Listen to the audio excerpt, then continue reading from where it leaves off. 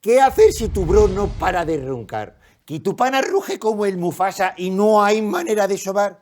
Pon las cosas en contexto, calcula las noches que lleváis ahí de empalmada y si igualáis vuestro prime...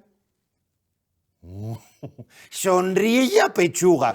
Si el asunto empeora, haz justo lo que haría él. Cálzate una playlist del Tiesto y ahí, de chill.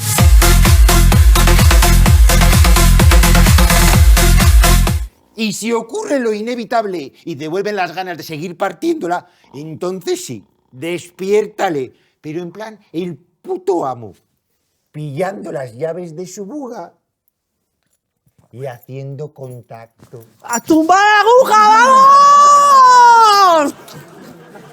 De nada.